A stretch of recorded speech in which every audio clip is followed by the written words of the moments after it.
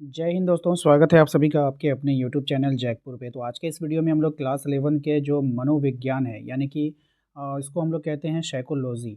ये जो है आप लोगों के क्लास 11 का है और क्लास 11 का एग्ज़ाम डेट भी आप लोगों को पता चल चुका है कि मार्च में एग्ज़ाम आप लोगों का होने वाला है 6 से 8 मार्च के बीच में। तो उसके लिए काफ़ी इंपॉर्टेंट सवाल जो होते हैं वो हम आपके लिए लेकर आए हैं। तो वीडियो काफ़ी इंपॉर्टेंट होगा, शुरू से लेकर अंत तक बने रहिए। और साथ ही साथ यदि आप हमारे चैनल पर पहली बार विजिट कर रहे हैं तो सब्सक्राइब करके घंटी वाले आइकन को ज़रूर प्रेस कर लीजिएगा, ताकि आने वाली हर एक वीडियो का नोटिफिकेशन आपके मोबाइल पे जाता रहे। तो देखिए, सबसे पहले सवाल में आपसे पूछा गया है कि मनोविज्ञान जो है वो किस प्रकार का विज्ञान है। तो ये जो है आपका समर्थक विज्ञान हो जाएगा, ऑप्शन नंबर बी। नेक्स्ट आपका मनोविज्ञान किन शाखा में बच्चों के विकास का अध्ययन किया जाता है। तो विकासात्मक मनोविज्ञान में बच्चों के विकास का अध्ययन किया जाता है। क्वेश्चन नंबर 3 पे आइए, मनोविज्ञान की विषय वस्तु क्या है। तो उसकी जो विषय वस्तु है वो हो जाएगा अनुभूति और व्यवहार। प्रयोगात्मक मनोविज्ञान के जनक कौन है।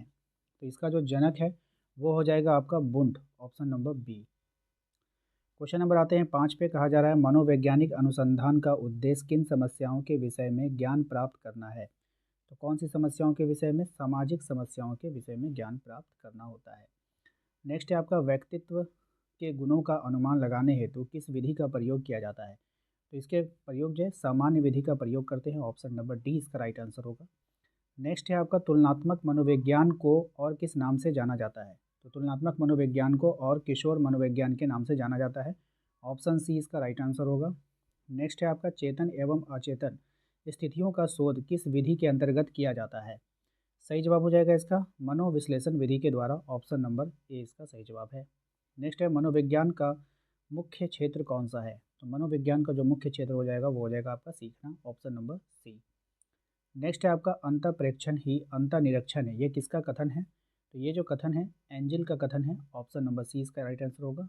नेक्स्ट है आपका मनोविज्ञान व्यवहार का विज्ञान है, ये किसने परिभाषित किया था। तो इसको परिभाषित किया था वॉटसन ने, ऑप्शन नंबर बी इसका राइट आंसर हो जाएगा। नेक्स्ट है आपका जिस पर चलकर सत्य की खोज की जाती है अध्ययन विधि उस मार्ग को दर्शाता है, ये किसका कथन है। तो ये जो कथन है हो जाएगा चार्ल्स गाइड का कथन है, ऑप्शन नंबर सी इसका राइट आंसर होगा। क्वेश्चन नंबर आते हैं 13 में, कहा जा रहा है आपसे कि मनोविज्ञान की प्रथम प्रयोगशाला किसने स्थापित किया था। तो मनोविज्ञान की जो प्रथम प्रयोगशाला तो वुंट ने स्थापित किया था, याद रखिएगा। क्वेश्चन नंबर आते हैं हम लोग 14 पे, कहा जा रहा है व्यक्तित्व के वातावरण का अध्ययन किस विधि के अंतर्गत आता है ना। तो ये जो है यहाँ पे व्यक्ति होना चाहिए, व्यक्ति के वातावरण का अध्ययन होगा, ठीक है। यहाँ पे थोड़ा सा स्पेलिंग मिस्टेक है तो आप लोग देख लीजिएगा। तो यहाँ पर ये जो है किस विधि के अंतर्गत आता है ये आपको बतानी है। तो right answer option number B case study के अंतर्गत आता है। आधुनिक मनोविज्ञान की पहली प्रयोगशाला कहाँ पे स्थापित की गई थी। यह स्थापित किया गया था लिप्जिग में, कहाँ पे, लिप्जिग में, याद रखिएगा। क्वेश्चन नंबर आते हैं हम लोग 16 पे, अंतर्दर्शन विधि एक बहुदर्शन विधि किस विधि के अंतर्गत स्वीकृत की गई है। तो राइट आंसर इसका हो जाएगा ऑप्शन नंबर ए निरीक्षण विधि के अंतर्गत। भौतिक शास्त्री, चिकित्सक, दार्शनिक, ये तीनों की स्थिति किसकी थी। ये जो स्थिति थी ये आपका फैक्नर की स्थिति थी, याद रखिएगा। मतलब वो तीनों, ये जो है ना, भौतिक शास्त्री भी थे, चिकित्सक भी थे और दार्शनिक भी थे, तो कौन थे, फैक्नर। इसका ये कहने का मतलब है। क्वेश्चन नंबर 18 पे आइए, मनुष्य की उत्पत्ति अथवा प्रजाति के क्रमिक विकास का अध्ययन किस मनोविज्ञान के अंतर्गत किया जाता है। राइट आंसर हो जाएगा उत्पत्ति मूलक मनोविज्ञान के अंतर्गत, ऑप्शन नंबर डी। नेक्स्ट आते हैं हम लोग क्वेश्चन नंबर 19 पे, समाजशास्त्र विशेष रूप से मनोविज्ञान को सहायता देता है, ये किसका कथन है, ये कथन किसका है।